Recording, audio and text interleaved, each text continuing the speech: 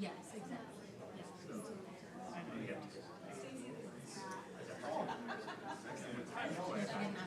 So, yeah.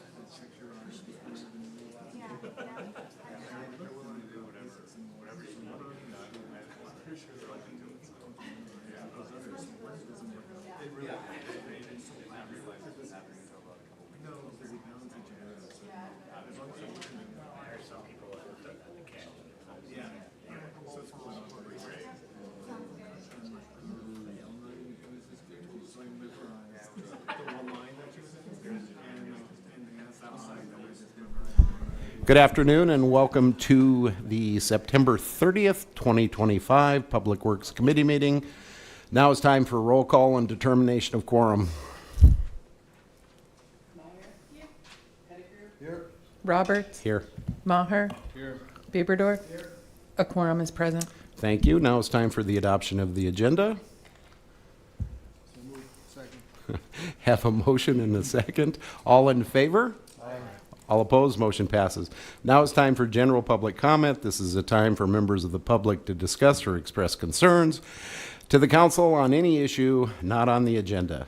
Action will not be taken at the meeting on any issue not on the agenda except by placement on the agenda by unanimous vote of the council members present. I don't have anything in front of me. I don't see anybody jumping up and down, so I will close general public comment. We'll move on to consent items, items 1 through 20. I will open public comment. Again, I don't have anything in front of me. Don't see anybody that wants to speak, so I will close public comment. And we will move on to items 1 through 20. Do I have anything that anyone from the dais or any? Have a motion to approve? And I have a second. All in favor? All opposed? Motion passes. That's the end of that's the end of the consent calendar. We'll move on to the non-consent items, items 21 through 23. I will open public comment. I don't have any, so I will close it. We'll move on to item 21. This is Rapid City Comprehensive Plan presentation by Megan Moore and Logan Simpson. Yes. Go ahead. Thank you, Mr. Chair. I just wanted to thank all of you for participating along the way in the comprehensive plan. You've allowed me to send you the different drafts as we worked through it. Kelly, a special shout out to you because you were on our study group as well. We took into account the comments that we received and ensured that they have been incorporated into the plan. And I think we've got a document that really captures the voice of the community as a whole. And with that, I'll turn it over to Megan Moore, who's here from Logan Simpson, and she'll provide us with a presentation. Thank you. Awesome. Well, thank you, council members. Thank you, Vicki. We'll just dive right in here. I'll try to keep this short, but give you a pretty robust overview of what's in that plan document.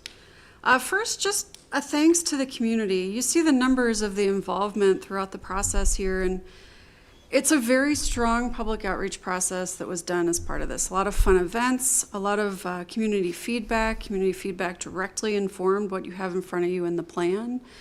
And the numbers represent that, I think. And in addition to this, we don't have the charts in here, but we saw a lot of family involvement, a lot of kids being involved in this process, which is something special to this and what you don't always see from other communities. The public engagement, how it's kind of structured and informed the plan that you're looking at, we started off asking folks, what are the big issues? What are the big opportunities looking out 20 years for the community? And then based on those answers, kind of asked them, okay, well, we've heard opportunities for connectivity. We've heard opportunities for improving gateways. Where would those go within the communities? And started looking locationally at what could happen. And then at the last set of events, once the plan was kind of drafted, you had goals and policies in front of you, we asked for folks' help in prioritizing those action items. So some of those things to really set the stage for implementation of the plan and kind of staff's work plan as you move this forward. I will say that the Dahl Event Center might be one of the nicest venues I've ever had a public meeting in. Just a great venue itself. The lighting was fantastic, really lends to some great photos, and it was kind of the center of the community, so I think we had a good turnout because people recognized the venue, knew where to go, and the events were fun. We did kind of the overall Rapid Talks event where we had speakers from around the community talk about bicycling throughout the community, talked about working with some of the indigenous tribes, talked about other enhancements on the ground such as Main Street Plaza. In addition to that, to start off, we just got out to food truck events, we did music in the park, pumpkin festival, and asked folks kind of starting out with their key issues and opportunities. It's a way to just ask folks easy questions at the beginning, but also make sure folks were aware of the process. And a lot of that community input then set the stage for the structure of your plan. So each of these different things, from land use, economy, arts and culture, recreation, those became your chapters in the plan, and all of the little things with the check marks next to it, so focusing on infill, providing new events and programs, improving walkability, those kind of set the stage for your goals and policies within the document as well. So all of those, the list that you just saw, really goes into chapters 3 through 10, kind of those two rows there in the middle of the plan, and forms the goals and policies basis for the document. The first two chapters really set the stage with just kind of housekeeping things in chapter 1, kind of the overview, where is Rapid, what it looks like. Vision and values really sets the stage with the overall vision statement, talks about the structure of the plan. And then chapter 11, small but mighty, starts to talk about how you use all this to help inform the future of the city. So what we have here is we've got kind of a slide or two for every one of the chapters. There's a lot of words on them. I won't read every word on the slide. I'll just hit some of the highlights as we go through. But chapter 1, as I said, kind of sets the stage for the plan. Just talks about state statutes, how it is updated and implemented, who's in charge of approving it, sets the stage with the plan framework, also identifies some of those key trends and opportunities, again, which came from the public, set the stage for the goals and policies, and then gives a little bit of background to the city itself. One of those pieces within that chapter talks about how all of the different elements, from economy to recreation, education, really all tie into future land use planning. And then the other piece of this, how your values identified as a community, and I'll get to those in a second, how they really set the stage for the goals, the policies, and the actions, and all of that is used to kind of lead you to the vision which is set in the plan. The key trends and opportunities. So we heard a lot of feedback from the public, looked at issues and opportunities. We also took into account existing conditions, so where the city stands now in regards to some of those issues and opportunities, as well as what some of the trends are that the city can expect to see. And that's led to one goal per chapter, so one goal per element. And what you see here is that, so the words in the red are the chapters themselves, and then the goals are underneath each of those. Chapter 2 really talks about the overall community vision. So the overall vision is that Rapid City is building a strong and healthy community rooted in its people. And underneath that vision is a set of core values. And then this chapter really dives into the public engagement process and what we asked folks during each stage, what type of events were held, generally how many folks we heard from. And then the community values, so stewardship, opportunity, accountability, creativity, these also set the stage for each of your chapters. So when you get into chapters 3 through 10, each chapter in that element, there is a section of this in how each of those elements apply to service or livability and accountability throughout the plan, really tying the vision into your goal and policy structure. And before I dive into each of the goal and policy chapters, I just wanted to point out a couple things. One is that we've got one slide for each chapter or two. There's much more in the plan. So each chapter is really set up as first the relationship to community values, which I just mentioned, has a section on existing conditions, just some community snapshots, which really set the stage for those goals and policies. Highlights some key opportunities for the future. A lot of these have a map in place that talk about some of those locational opportunities, and then gets into the goals, policies, and actions. What you'll see on the slides are the goal at the top. So for chapter 3 here, it's balanced growth strategically and collaboratively. And in the bluish text, the bolder text, those are your policies. The actions are the bulleted text on each slide, but all actions are not listed. We've just kind of tried to highlight some of the key things within this chapter, but there are many, many more actions in each of the chapters and in your implementation matrix. So for balanced growth and land use, key here is to supportive mix of uses. So looking at that future land use map, taking that to the next step in identifying some areas for mixed use. A lot of the things that we heard from the community was on this develop complete and accessible neighborhoods. So including a lot of daily services and walking distance to your residents, ensuring job bases can be easily, you can easily get to those by commuting, walking, bicycling, etc. Making sure that park access is equitable across the board. And then this focused growth inward. So taking, not just looking at infill and development downtown, but other areas of the city, and using that as a financial basis as well. So not continue to build out infrastructure-wise, but infilling certain areas. In addition to buffer incompatible uses, so while this redevelopment and infill is happening and new growth is happening, making sure that there's a good transition between different types of uses. Ensuring growth is financially sustainable. Again, that kind of gets back to that infill and redevelopment piece as well. And then strengthening partnerships. The comprehensive plan addresses a number of different elements across the board. The city is the only one, not the only one that can take all these things on, but working with different partners, agencies, MPO, surrounding communities, etc. And what this plan does is really set the stage with the goals, policies, and actions to then make changes to the future land use map. One of your key projects on one of the very last slides, we'll talk a little bit about how staff is getting ready to go out and talk with each individual neighborhood in updating the future land use map, because there are some similarities across the board, but many of these areas are quite a bit different. Moving on to the housing chapter, a lot of this chapter is based on not just dealing with affordable housing and increasing the amount of affordable housing, but also looking at where that housing distribution sits within the city. So making sure that you have different types of housing throughout the city, not just in certain places. And also just overall embracing housing diversity. So not looking at just building additional apartments or single family detached housing, but townhouses, cottage courts, condo units, etc. Under economy, one of the big conversations throughout the process has been, you've got great workforce here. You've also got great university system, education system with School of Mines. How do you build on that and expand the economy through using those connections and relationships? So strengthening existing industry is here, while also expanding opportunity and supporting workforce housing as well. So ensuring that your workforce and income levels are also in line with what housing you have here in the city.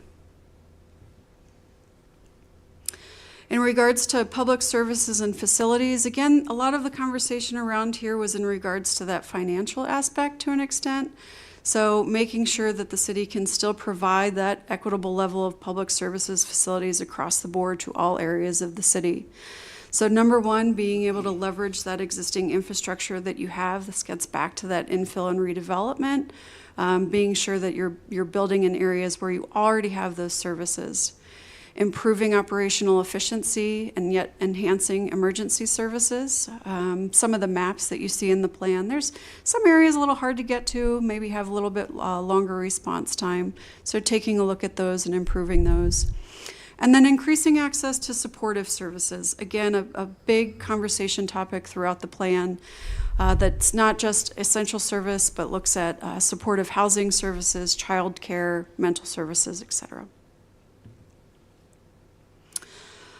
On recreation, open space, and natural resources, so being able to enhance all of these pieces across the board. You've got such a great background of parks and open space in the city already there, and just being able to enhance, and again, kind of looking at that accessibility and functionality of some of the parks that you have in place.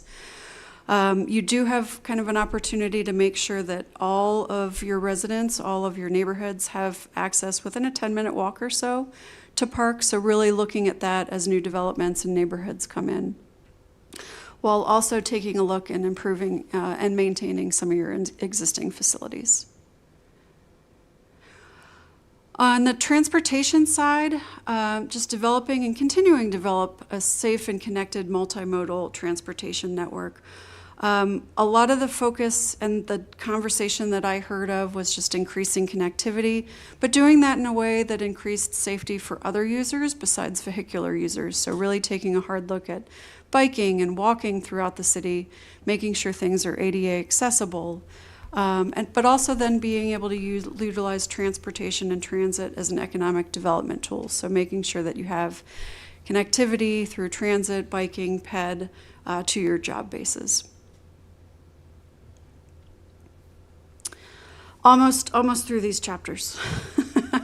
Chapter 9, Arts and Culture. Again, this was a huge point of discussion. Folks were really appreciative. I think that was one of the big loves that we saw at the beginning of the process. People love that focus on arts and culture within the community and realize that, you know, there's additional work that could be done to strengthen that. So being able to take a look at strengthening some of those community and indigenous partnerships to expand not just art, but programming for that. Supporting some of your local artists and creative collaboration. The action item here is to update the cultural plan. And then again, kind of back to this, you know, if you do it in one place of the city, you should do it in all places of the city. So making sure that it's not downtown, that you have this enhancement and focus on arts, but throughout. And then the last goal and policy chapter is on education. Just being able to support educational opportunities, working with Rapid City Schools to ensure planning aligns with new neighborhoods, that you're back to this idea of connectivity, that you're incorporating new elementary and middle school within the neighborhood so that kids can walk safely to them. And then foster retention kind of goes back to that economic development piece in making sure that you have the job base, economic development enhancements to be able to keep those graduates here in one of the programs and allow them to be lifelong Rapid residents. And the last chapter, implementation. So this chapter really sets the stage for next steps. So the idea behind a comprehensive plan is not that it's done, it sits there on a shelf, but that you use this to help inform key actions, key work plans within departments, and move these action items and policies forward. This chapter does talk about how to update the plan, how often to update the plan, but it also sets the stage for the implementation matrix, which includes all of the actions that we've, of course, just gone through, as well as the rest in the document, and breaks those down into key projects, type of project, time frame, etc. And in some of these, so I'll talk about the key projects a little here because I think that's important. We talked a little bit about the future land use plan early on. So that's one of the very first key projects that will be implemented from the plan. Getting out into each neighborhood, identifying those key things that need to be included. Another big piece of this is to update the municipal code, so making sure that what we say in the comp plan is also addressed in your regulatory guidance through your code. Some of these other things are creating a housing task force to carry forward some of those action items. And then a lot of these are looking towards updating some of the other plans that are in place. So some of the master plans, facilities and services plans, making sure your capital improvement projects are aligned with the goal and policy structure within this. And then lastly, to be able to use the goals and policies and actions to help direct the vision funds and those requests as they come in. And then this might have the most words of any slide. And again, just one kind of a screenshot of one of the goals within the plan. But underneath each of your goals, you've got policies and actions. Each of those actions are then further detailed into project classification. Is it a regulatory update that needs to be made? Is it looking again at a plan and study that needs to be done? Is it a community engagement process? Or is it a capital improvement project? And then further out, it talks about what tools could be used to implement that, along with who's responsible for that at the city. What city department is really going to take that on and run with it, as well as highlights key partners that need to be rolled into that process or action item. With that, your next steps, so we're meeting with you all this afternoon. We'll meet with your Legal and Finance Committee tomorrow. And we anticipate to be back on Monday evening for the City Council hearing. And with that, again, thank you to Councilmember Meyer for being part of the study advisory team.